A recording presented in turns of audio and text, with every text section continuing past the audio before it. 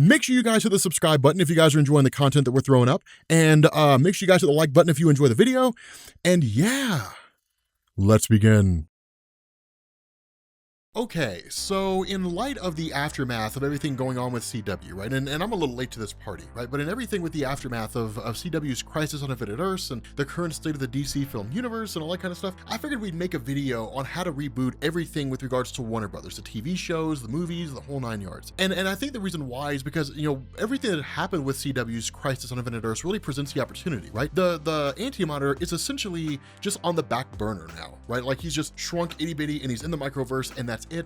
But like there's a possibility for him to return somewhere along the line. Like, that's entirely possible there. What you also have is like a merged universe, right? You have like Earth Prime now, where you have like all the different heroes across the entire CW landscape that are all seemingly on a singular world now, protecting their world, and it's really going to be like kind of a combined thing going forward, right? So you're not going to watch Supergirl show on CW and never see the Flash unless like they cross over into that universe for some event that's going on or something like that. You know, you essentially have a great big shared universe, but it seemingly only seems to involve the CW side. At least that appeared to be the case until Ezra Miller met Grant Gustin. And then it's like, okay, so like they're all part of a multiverse now, right? Like the CW side all converges into a singular Earth, but then you also have, you know, the DC film universe, which is its own universe, right? It's separate from everything else. And we all kind of knew that, right? We all kind of had, you know, even if DC hadn't necessarily confirmed it insofar as saying, here's where things stand. Here's this map of the multiverse, and here's the universe with Justice League, and here's the universe with Flash and with Supergirl and with Black Lightning and all these different things. You know, even if we weren't really told that, we still kind of knew that was what was going on, right? So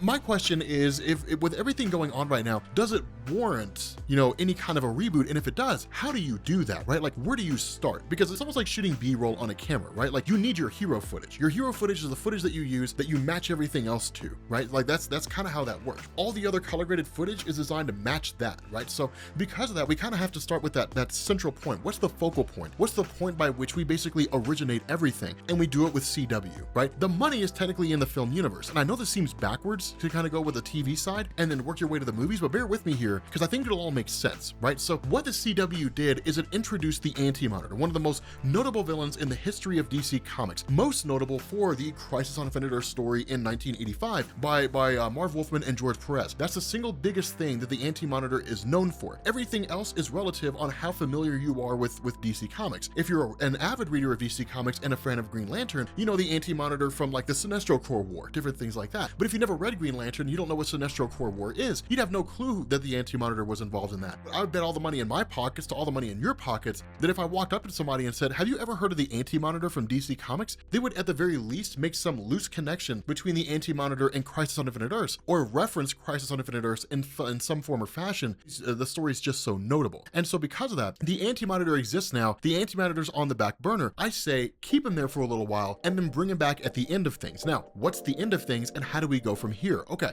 at this point, we kind of use the CW as the main focal point, right? We say essentially everything is going to revolve around the CW film, CW TV show universe, right? It's not the highest of budget, but it's solid, right? The stories and the cohesiveness and all that kind of stuff, especially now, feels a lot more solid than the DC film universe does. And the reason is this: when you look at the film Man of Steel, right? I wouldn't say that it feels hopeless, and I wouldn't say it's the worst Superman movie that was ever made, but I will certainly say that Superman in that movie did not feel like Superman. Superman, by the time he gets onto the scene, even if you want to show his origin, right? You want to show Clark Kent growing up, you want to give us some instances which were actually really cool, where Jonathan Kent is giving his son morally questionable advice about revealing his identity to the world or even saving people because the world's not ready for the kind of power that he has, and that he needs to keep that hidden from the world, even if it means letting people die. That's cool. That's a really awesome philosophical viewpoint, and I love having debates like that. And if I met any one of you guys, we could talk about that, you know, at a bar for hours on end. But regardless of what direction you decide to take the origin in,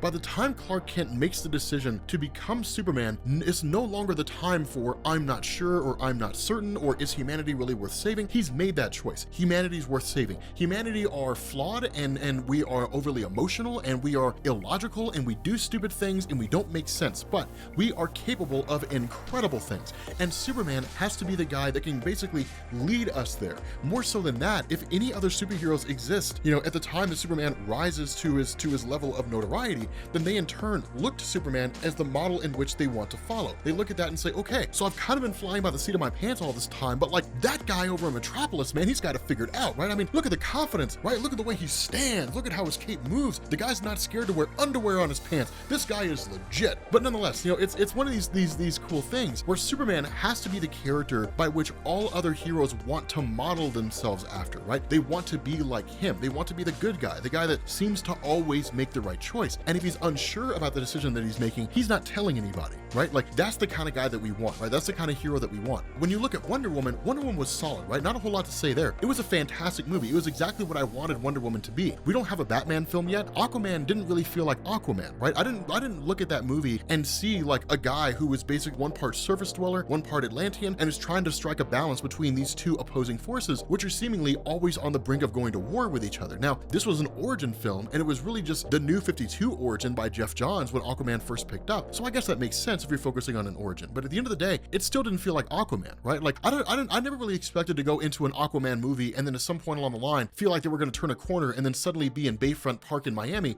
at the Ultra Music Festival, right? Like I wasn't really expecting that.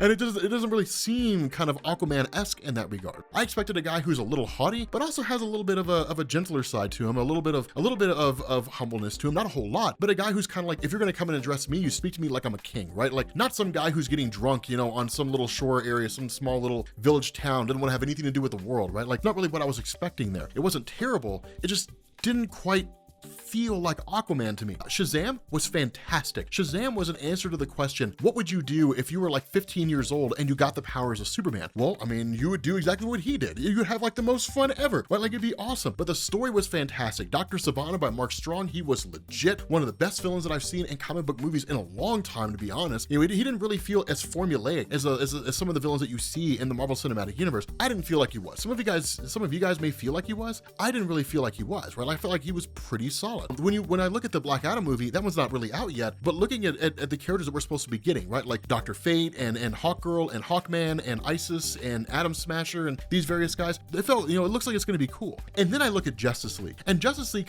it just feels like it all just sort of fell on its face, right? It just feels lackluster. It doesn't really feel significant, right? It's just kind of like, it's just a hodgepodge of things going on, and there doesn't really seem to be any order or any structure. It seems about as bad as a comic book movie could get, right? And at least in this day and age. It's not Howard the Duck bad, but it ain't that far off. And I'm pretty sure most everybody agreed because of how poorly it was rated, right? So when it comes to these, it's kind of like, okay, there's got to be ample room to basically rework everything. And so what I would do is I would say if the entirety of the DC multiverse in both the film and the TV universe was not wiped out, right? It basically only really pertained to the TV side. Then what it means is there's all these other universes that are out there with regards to these various DC heroes that we know, and who knows how they may have turned out. At the same time, we've got the Anti-Monitor on the back burner. And what DC needs and what they seem to not really have in their film universe is a direction, right? The idea that like all of this is going in this direction. And I hate to make the comparison with the Marvel Cinematic Universe, but it's what they did so well, right? Like it's really since like, I mean, with the first movie with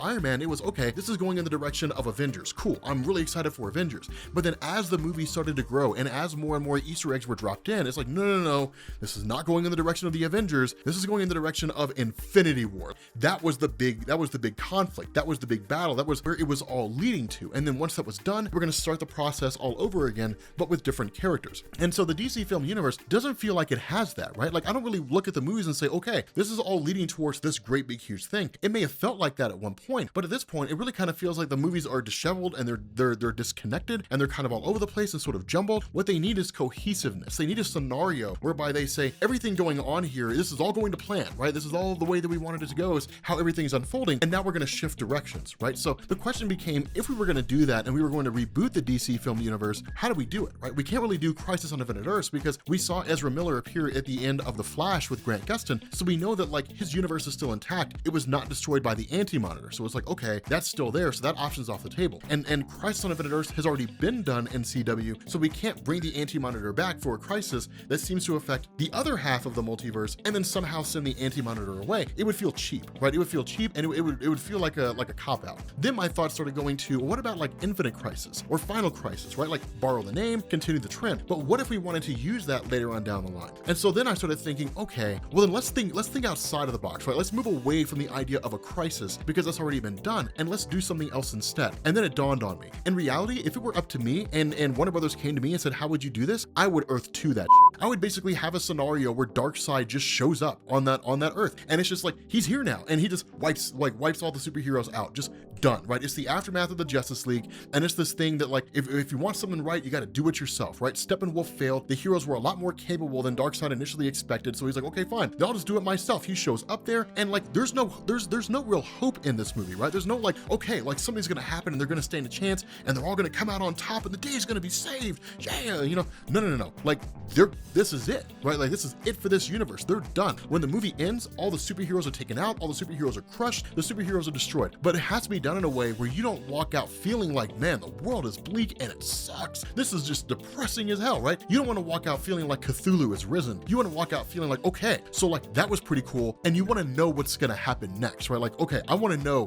what comes next out of this, right? Like, what's the next big thing to take place? And so that's literally what I would do. I would have Darkseid just show up on that Earth. Gal Gadot, Wonder Woman, Henry Cavill, Superman, whoever it is that ends up playing Batman, the sparkly glitter Twilight guy, you know, like Jason Momoa's Aquaman, Zachary Levi's Shazam, Dwayne The Rock Johnson's Black Adam. Like, I would just boom, like they were all just taken out, right? Like they were all just eliminated by Darkseid, just like that, right? Because what it does is it gives us this full scale of just how capable Darkseid is, right? Like, Superman could take on the entire Justice League by himself, and that was cool. And Black Adam's gonna be able to take on all these characters by himself, and that's cool. And all these characters took on Darkseid and got wrecked, and not even by a little bit, like by a pretty big margin, right? It was the ass whooping of a lifetime, right? Like, the Justice League's on the ropes the entire time, and then they're just taken out, and that's basically it. Movie ends.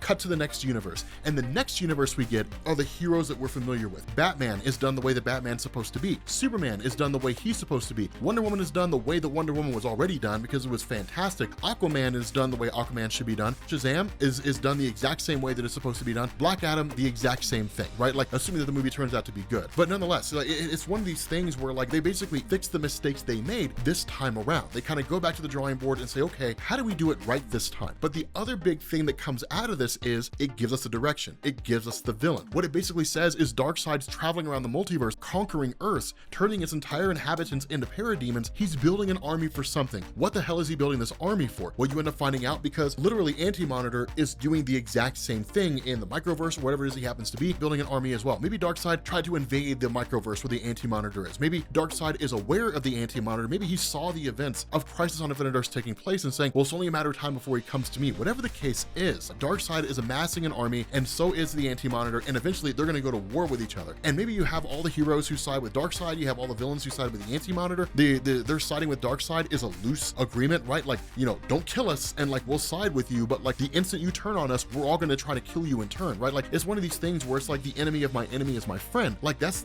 kind of how I would play it. But it basically gives us like the great big huge grandiose conflict at the end, which is Darkseid versus the Anti-Monitor, something akin to Darkseid War from the New 52. Doesn't have to be exactly like that, but more or less brings us that same thing, right? Brings us that same concept. The whole conflict ends, and then whatever happens after that happens after that. It depends on, you know, who's organizing this and structuring all this. But that's kind of my vision. Now, keep in mind, this is napkin, right? This is me in a cafe drinking a glass of water and just jotting stuff down on a napkin. It's done like that. With more planning and more structure, it could probably be a whole lot better, right? Because there's already a ton of plot holes in this, I imagine, you know, but it's kind of off the top of my head, here's how I would do this, right? So again, it's one of these things where you kind of have to plan it out. You have to structure it. You have to make sure the logistics work. But the big takeaway from all this, the big end all be all of all this is that what we would get is we would basically get the cast of the CW universe crossing over with the cast of the film universe in the films, right? Like, we would get that. We would get Grant Gustin in like some Flash movie, and then we would get, you know, Supergirl in some Superman movie, and then we would see like Superman appear in the Supergirl TV show, even if only for a moment, because the TV side doesn't have the same budget as the movie side. But essentially, you would see these characters cross over, and you would know that like, even if they're not sharing the same universe, they're sharing the same multiverse, and like they're doing whatever and things are going on, whatever the case happens to be. But it would kind of bring everything together, and it would organize and structure it all, and I think it would provide some much needed cohesiveness to the DC film universe. But let me know what you guys think down in the comment section. I'm kind of curious. If you guys are new here to Comics Explained, make sure you guys hit the sub button to become part of the Rob Corps. If you guys enjoy this video,